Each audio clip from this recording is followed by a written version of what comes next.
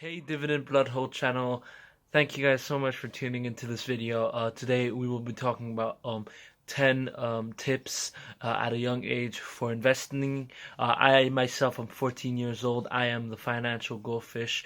Uh, and yeah, investing has been something that I've been doing for some time with my parents' consent, of course.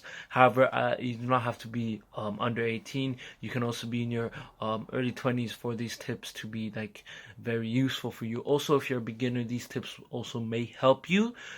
Thank you again, Dividend Bloodhold, for having me in for this video. I'm a little bit sick while I was recording this video. I hope you guys understand that. I do not have the same energy in this video as I do in my others. And I hope you guys just like the video. Comment down below what you think about this video, and if you liked it, go subscribe. My first tip is to assess your financial situation. Do not go into debt to invest because usually it will not turn out well. Just invest with your own money, with your hard-earned money. Minimize debt. Have, before you even start investing, have a $1,000 or €1,000 emergency fee for if anything happens to you in an emergency, if your car breaks down, if you need to pay medical bills, just anything that would be unexpected. Just make sure to have €1,000 on the side before anything happens. Tip number 2 is knowing the risk that you need to put to make the reward. If you're going to invest in large companies, you'll get a more not very like about 8% growth per year. However, if you invest into a startup, like if you invested in Uber in 2015, you'd make much like about 40%. However, to stay in the long run of investing, you should invest in already largely known companies like Apple or Amazon or Microsoft or Netflix or Uber. If you want to make more money quickly, you'd probably invest in new startup companies. However, do not think that it will go always upwards because you're putting more risk, but if the risk goes well, you get a higher reward than investing in Amazon stocks. Um, my third tip for people that are just starting at a young age trying to invest is learn. Just learn how the stock market works, learn how investing works, learn how you can make money.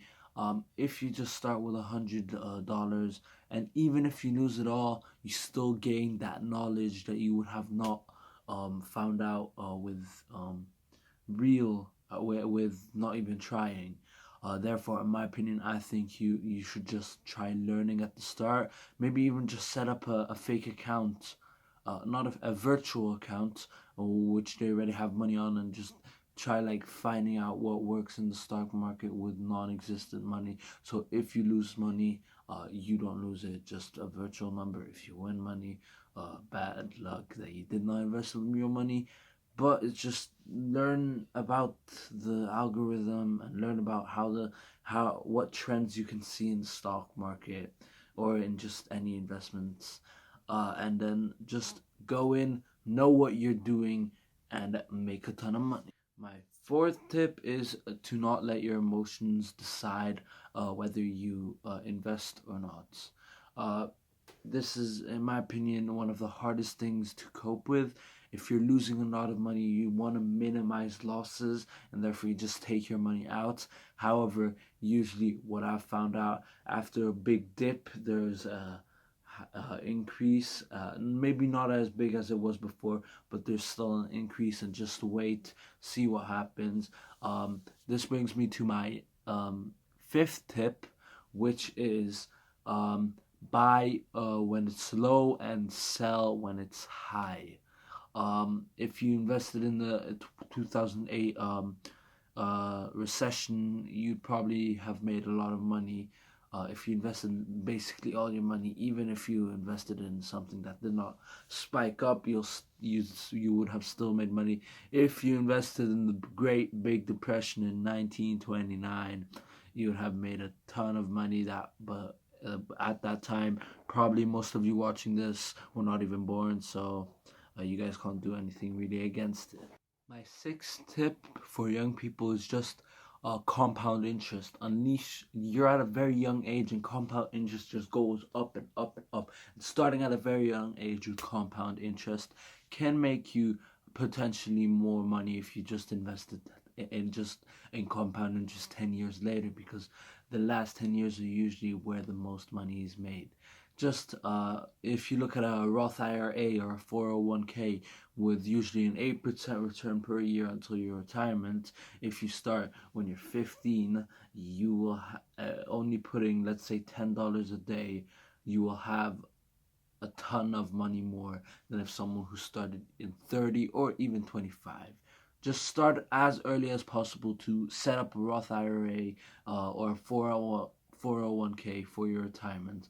Well, I know this is already it's a long time to go. However, it's good to start when you're young.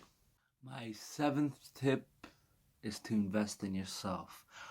Investing in yourself probably means that you'll not make a lot of money, however, you'll gain more knowledge. So, if you invest in your education, you're gonna get more knowledge. If you invest in your phone, you're gonna get a quicker phone, or just a phone that's more compatible. If you invest in your earphones, that means they may last longer. If you just, in my opinion, when you buy something, it's basically an investment, no matter what.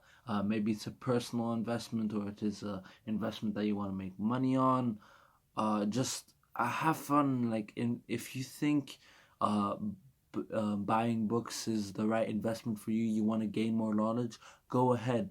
Investments does not mean you have to make money off it. It just means you have to get something in return that you would like.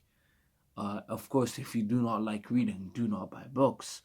If you do not like technology, do not buy a computer. However, you're going to lose a lot of stuff if you don't have a computer, because the internet's just developing so quickly. You just need to have a computer to just cope with the upcoming future. My ninth tip is to not check your development every single day, maybe every 3 months, but not every single day, because when you see every single day, your emotions start playing, and you want to minimize profits if there's a low spike. However, me knowing that if it goes down, it will go back up again. Just wait. Time is just what you need if you want to check. So don't be inactive, but just don't be overactive. Maybe just once every 2 or 3 months, checking up on your account is good. You do not need to check it every single day, not even every single hour. It just will do to work by itself. So just leave it in the side, do what you're concentrating on, and then check it after 2 or 3 months. I know some of the platforms have an inactivity fee, but that's usually after a year, so do not be worried about that. My last tip is to stay consistent. And this does not only apply to investing, it applies to everything you do in your life. Without commitment, you will not start, or without consistency, you will not finish. You need to be consistent. You need to check up every 2 or 3 months. You just need to put in the time and effort and stay consistent throughout the whole time you're investing, because it's usually what people lack is the consistency, which leads to problems with their financial. People may have the best idea, most innovative idea, but if they do not stay consistent in developing the idea, it's an idea that will never meet people. That's it for this video, guys. I'm the Financial Goldfish. If you want to follow me, I think my link will be down in the description of this YouTube channel. I hope you guys like this video, and I hope to see you guys on my YouTube channel. Peace.